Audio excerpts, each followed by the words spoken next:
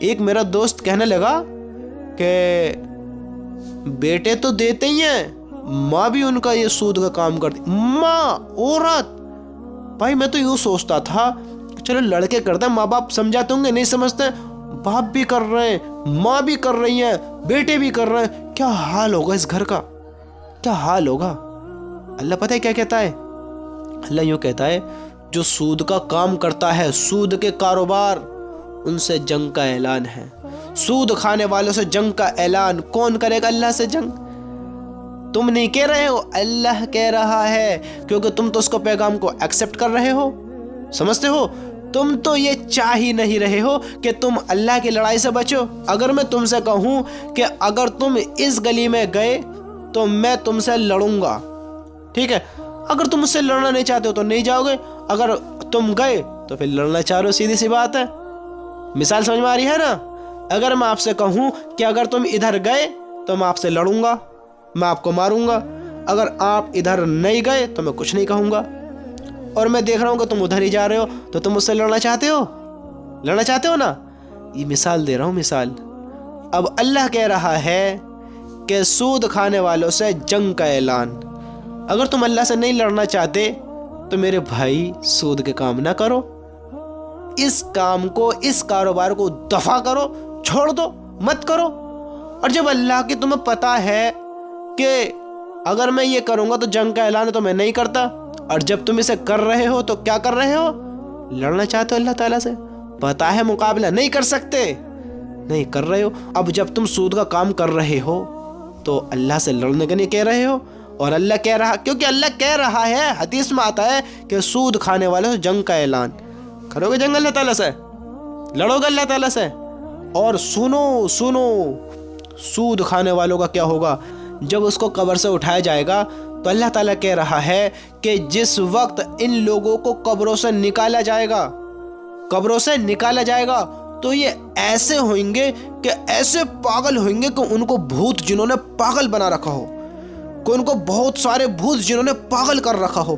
ارے ہم دیکھتے ہیں اگر ایک جنات کسی پر دنیا میں یہیں آ جاتا ہے، کیسا پاگل کر دیتا ہے اسے، بندہ کیسا ہو جاتا ہے، لوگ اس سے ڈرتے ہیں، دہشت کھاتے ہیں، دور ہوتے ہیں، گھبراتے ہیں اس سے۔ اور اللہ کیا کہہ رہا ہے کہ ان سود کھانے والوں کو جب اللہ تعالیٰ قبر سے نکالے گا تو یہ ایسے ہوئیں گے جیسے ان کو بہت سارے بھوت جنہوں نے پاگل بنا رکھا ہو، ان سے لپٹ کر اس کو پاگل کر رکھا ہو۔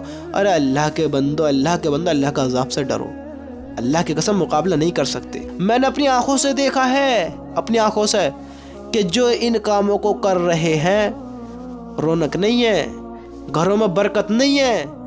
ارے شریر دیکھو کیسے ہیں، زندگیوں میں کوئی خوشی نہیں ہے، اور دیکھو کام بھی کر رہے ہیں، سود کا مال بھی لے رہے ہیں، اور خرچ بھی نہیں کر رہے۔ ارے میرے بھائی، ارے میرے بے وقوف بھائی، کیا کر رہا ہے؟ میری بہن کیا کر رہی ہے؟ یہ زندگیوں میں کیا لے آئے ہو تم؟ ارے اس عذاب سے بچو، اس عذاب سے بچو، اس عذاب سے بچو۔ اللہ کی پکڑ بڑی سخت ہے، اللہ کی قسم بڑی سخت ہے۔ میرے بھائیوں، میں آپ سے ایک بات یہ کہنا چاہتا ہوں، میں نے آپ کو جو یہ بات بتائی ہے یہ اس لیے بتائی ہے کہ آپ ان گناہوں سے بچیں، آپ ان حرام کاموں سے، ان سودوں کے کاروبار سے دور رہیں، کیونکہ اللہ نے آپ کے مقدر میں بھی لکھا ہے آپ کو بھی ملے گا۔ آپ یہ حرام کام نہ کریں، آپ ان سے دور ہو جائیں۔ اگر آپ کو مرنا نہیں ہے تو کریں آپ خوب کام۔ اگر آپ کو اللہ کے سامنے نہیں کھڑا ہونا ہے، قبر میں نہیں جانا ہے، اللہ کے سوالوں کا اللہ کو جواب نہیں دینا ہے، آپ خوب غلط کام کریں۔ آپ اللہ پر یقین نہیں رکھتے ہیں، خوب حرام کاموں کی طرف متوجہ ہیں۔ ارے جب آپ خود جانتے ہیں، خود مانتے ہیں آپ مسلمان ہیں، ایمان والے ہیں، میرے بھائی میری بہن، آپ جو بھی ہوں، جو بھی کر رہے ہوں، اللہ کے واسطے ان چیزوں کو چھوڑ دو، ان چیزوں سے دور ہو جاؤ۔ آپ تو ایمان بھی رکھتے ہیں، ایمان والے بھی ہیں کہ اللہ بھی ہے، جہنم بھی ہے، جنت بھی ہے، اور ایسے ایسے اللہ کے فرشتے کیسا عذاب دینے والے ہیں۔ ہم سے تو دنیا میں لوگوں کی مار برداشت نہیں ہوگی، یہ جو آگ ہے دنیا برداشت کر پاؤ گے؟ برداشت کر پاؤ گے؟ ایک کام کرو،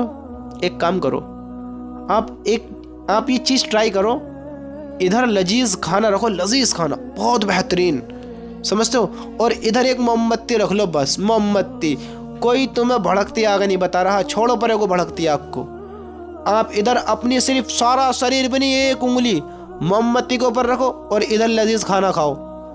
खाओ खाना, खाओगे? खाओ खाना। अरे अल्लाह के बंदो, तुम्हारी एक उंगली आग पर है, तुम ये खाना नहीं खा सकते, तो ये पूरा शरीर जब अजाब में मुब्तला होगा, अल्लाह के जहन्नम में गिरेगा, अल्लाह हम सबकी हिफाजत फरमाए, तो मेरे भाइयों कैसे बर्दाश्त करोगे? ये खाने तुम्हें अच्छे मालूम होते हैं? तुम इतना हराम काम करके भी वही रूखे सूखे चबाते हो। कभी कभी चलो पेट भर के बढ़िया खा भी ले तो क्या फ़ायदा ऐसे खाने का? जब तुम इतनी सी आग को बर्दाश्त नहीं कर सकते तो वो तो बहुत बड़ा अजाब है, बहुत बड़ा अजाब है।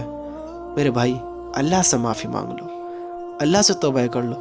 अल्लाह की कसम, अल्लाह बड़ा माफ़ करने वाला है, बड़ा माफ़ करने वाला है। अल्लाह की तरफ आओ तो सही, अल्लाह को अपनी रुदात सुनाओ तो सही, अल्लाह से कहो तो सही।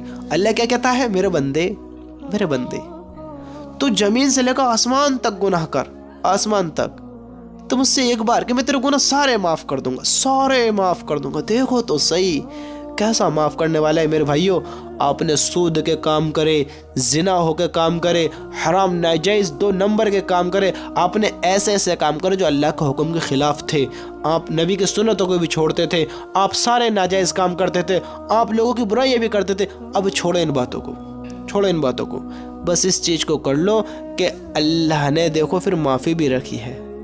अल्लाह कहता है जब बंदा दुनिया में रहते हुए अगर माफ़ी मांग लेगा तो मैं माफ़ कर दूंगा, अल्लाह माफ़ कर देगा। आपने दुनिया में जितने भी गुनाह किए माफ़ी मांग लो, माफ़ कर देगा वो, माफ़। ये ना सोचना कि हमने सारी ज़िंदगी यार ऐसे गुनाह करते रहे, अल्लाह माफ़ करेगा ना करेगा। अल्लाह तो बड़ा रहीम है, बड़ा रहीम। आपने सारी ज़िंदगी, मैं आपको एक मिसाल देता हूँ, आपकी ज़िंदगी 50 साल की, 50 साल की, ठीक है? आप जब से पैदा हुए हैं, मैं एक मिसाल देता हूँ, आप टारगेट मान लीजिए 50 साल। आप जब से पैदा हुए हैं और पैदा होते ही आपने सारी ज़िंदगी अल्लाह के हुक्म को तोड़ा, अल्लाह के हुक्म के ख़िलाफ़ चले, सूद के काम भी किए, ज़िना में भी मुब्तला रहे, आपने सारे हराम काम करे, आपने जो भी कुछ करा, आपकी ज़िंदगी बीतते बीतते बीतते गुज़रते गुज़रते गुज़रते गुज़रते 47 साल पर पहुँच गई। आपकी मौत में 3 साल अभी बाकी हैं। आप हराम कामों से बाज नहीं आए, आपकी ज़िंदगी का 1 साल और कम हो गया, आपकी उम्र 2 साल और बची है, बस 2 साल। हालांकि इंसान की ज़िंदगी का कोई भरोसा नहीं है। मैं एक मिसाल दे रहा हूँ, इंसान के 60 साल की भी ज़िंदगी है, 70 की भी, 100 भी कूद जाता है।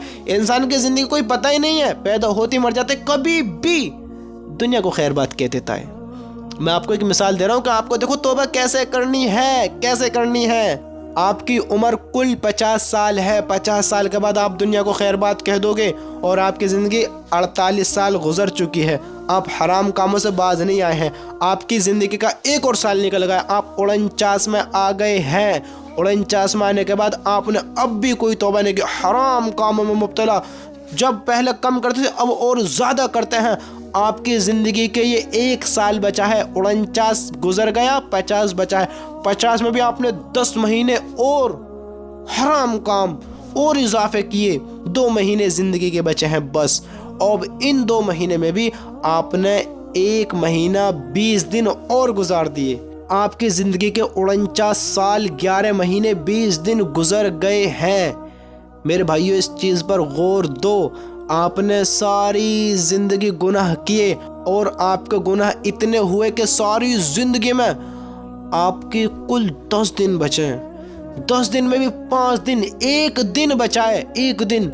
सुबह तक आपने, अभी शाम को आपको ख़त्म हो जाना है, आपकी 50 साल कंप्लीट हो जानी है, आपको शाम को मौत आ जाएगी और सुबह का वक्त है। आपने सारी ज़िंदगी अपनी जब चेक करी तो गुनाहों से भरी पड़ी है, गुनाहों में बीती हुई है। जब आपने देखा बस ये आज का दिन है और आपने अल्लाह से अभी तौबा कर ली, अल्लाह ने वो 40-50 साल के सारे गुनाह तुरंत माफ़।